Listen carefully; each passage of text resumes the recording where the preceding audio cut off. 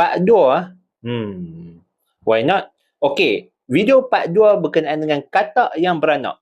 Video ni mungkin kurang editing sikit sebab saya pun baru letih, baru balik kerja, terus duduk, terus rakam video. Dalam video sebelum ni, kita bincang berkenaan dengan kodok pokok daripada jenis Neptoprinoides. Kali ni kita nak sembang pula berkenaan dengan spesies-spesies dan genera lain yang turut ada kemampuan untuk melahirkan anak. Dan apa yang saya tertinggal dekat dalam video yang sebelum ni, saya akan top up sikit dalam video part 2 ni. Jenis pertama yang saya nak sebut adalah daripada jenis Nimbaprinoides.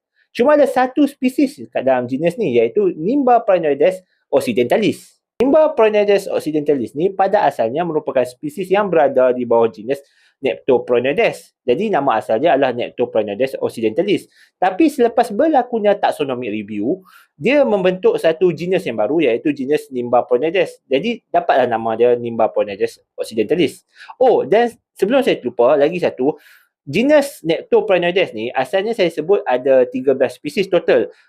Baru-baru ni ada tambahan lagi 3 spesies. Jadi total sekarang ni dah jadi 16 spesies. Nama jenis Nimbaprinoides ni diambil sepenuh nama lokaliti dia, iaitu di Gunung Nimba, atau nama lain dia Gunung Richard Mollett yang terletak di barat Afrika. Apa yang menariknya berkenaan dengan spesies kodok ni adalah telurnya kurang ataupun tak ada egg yolk. Kurang ataupun tak ada telur kuning. Seperti mana Neptoprinoides, Nimbaprinoides occidentalis juga mengamalkan metotropi, iaitu penghantaran nutrisi daripada ibu ke fetus.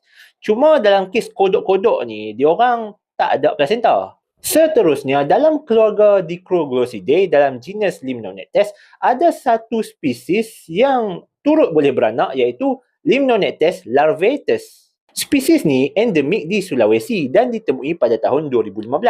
Tapi Limnonectes larvatus ni, ia tak sama macam kodok-kodok sebelum ni. Ia adalah katak ovoviviparity. Ovoviviparity atau ovoviviparous ni adalah organisma yang telur dia menetas dekat dalam badan dia. Jadi bila katak ni beranak nanti, ia akan keluarkan berudu instead of katak-katak kecil. Sebab ia tak skip cycle. Ia tak skip stage pembesaran katak macam biasa. Selain tu, ada dua lagi spesies katak yang beranak yang saya tak sebut, iaitu Claugestolaticeps daripada keluarga Claugestolidae, dan lagi satu Eleutherодactylus jasperi, golden charcoal frog daripada keluarga Eleutherodactylidae. Ni baru boleh sebut.